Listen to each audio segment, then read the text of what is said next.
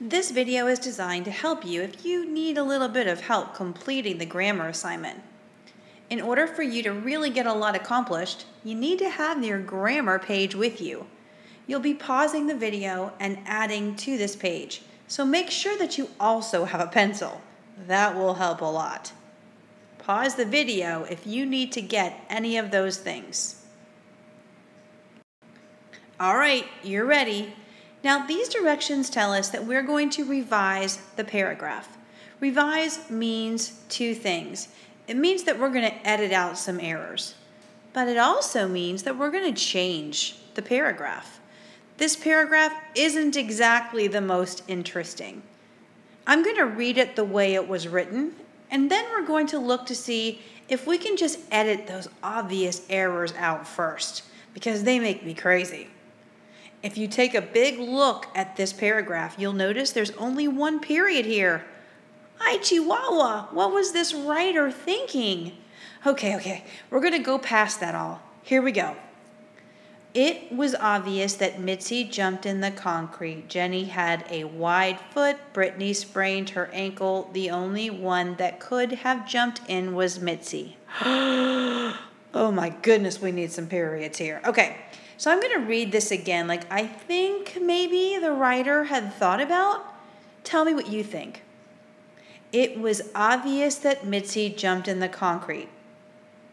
I feel myself stopping naturally there. So I'm going to go ahead and put a period.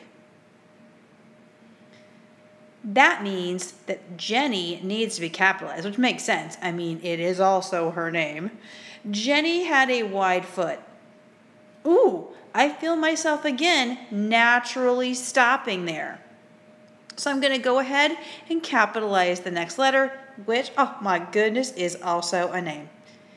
Brittany sprained her ankle. Again, I find myself naturally stopping. So I'm going to go ahead now and put 3 lines here, which means I'm going to capitalize the next word. The only one that could have jumped in was Mitzi. I feel so much better now that there's punctuation. But the spelling, ay mamacita, I need to fix this. Okay, so I used Word document, which underlines some words that are already misspelled, thank goodness. So I'm going to go ahead and circle it was obvious that Mitzi jumped in the concrete. Jenny had a wide foot. Brittany sprained her ankle. The only one that could have jumped in was Mitzi. But you know what? I see with my I Spy eyes that there is another word also misspelled. Can you find it? Oh, you are a genius. It's this word. Okay, so now we're ready to fix them. I know was is spelled W-A-S. I know wide is spelled W-I-D-E. I know could. Woo! Sorry, my dog barked. Crazy dog. I know could is spelled C-O-U-L-D. And I know jumped is spelled J-U-M-P-E-D. So now what I'd like you to do is I'd like you to pause the video. Take a moment to make the same changes that I did. But I want you to be careful. I want you to make the changes on the print that is on your worksheet. Please don't write it on the lines. We still have some changes to make. Pause the video while you add these editing marks. Well, now it's time to do the big work. That's the details. These sentences are boring. Let's give this author some help. First, I'm going to remind ourselves that this is was and a period. Okay, so let's make some changes here. It was obvious that Mitzi jumped in the concrete.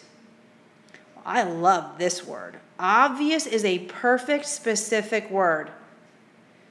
You know, I know that Mitzi jumped in the concrete, but I'm going to put wet concrete because now I can kind of picture, I mean, you can't really jump in hard concrete, so this makes me see it a little bit better. I'm going to also be more specific here. Instead of jumped, I want that verb to really jump out at me. So I'm going to use the word leaped because now I can kind of picture her doing it. And I believe that the clues in the detective story with both feet, because that was one of the clues that helped them lead them to Mitzi. So now my first sentence is going to read, it was obvious that Mitzi leaped in the wet concrete with both feet, period. Pause the video and on the lines, write this new detailed sentence on those lines.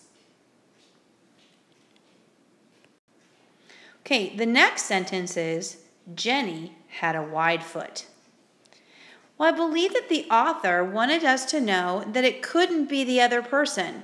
So I'm going to go ahead and add it like this.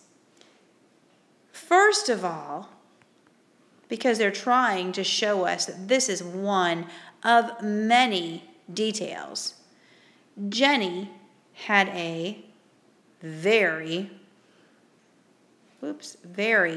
wide foot. That makes it sound a little bit better. This transition sentence, which is what we're working on for our task, helps combine those sentences together. Pause the video and write this next sentence on the lines.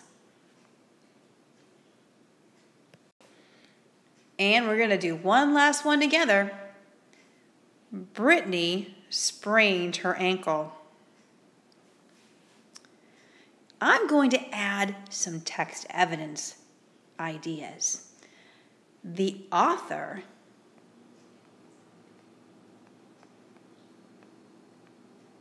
told us